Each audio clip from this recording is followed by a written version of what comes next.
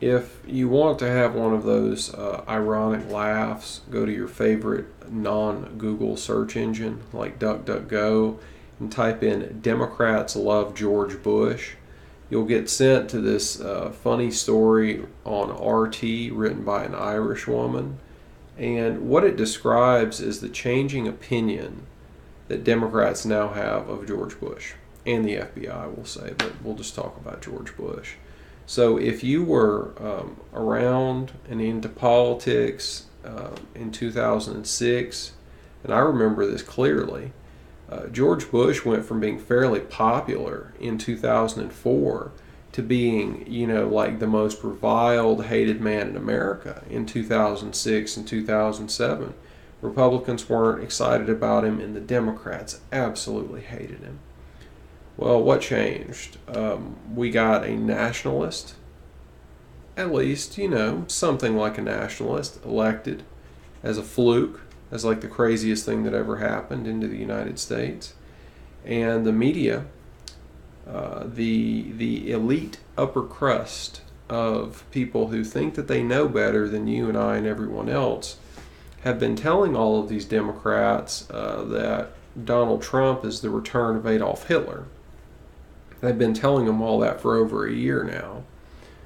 And then good old George Bush popped back up, I think about 3 or 4 times over the last couple years, said he didn't like Trump, said that he wasn't going to support Trump, that he might not vote for him.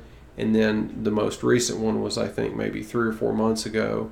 So either him or I think he gave a speech, George Bush did, and specifically said that Donald Trump's politics is spurious nationalism.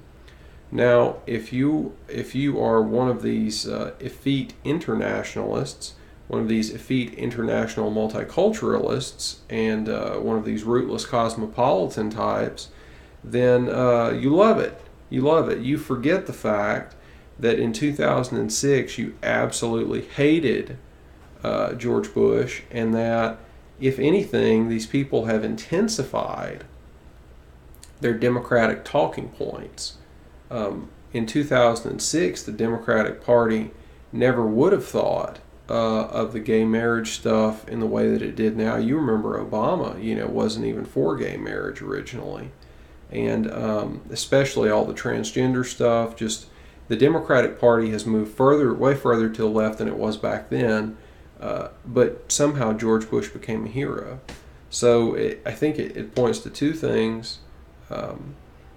Well, it really just tells us about the media elite. For one, they're very effective, and 2, they absolutely hate nationalism. And if you hate the nationalism if you hate a nationalist program in your own country, there's really not much room for you here in my mind.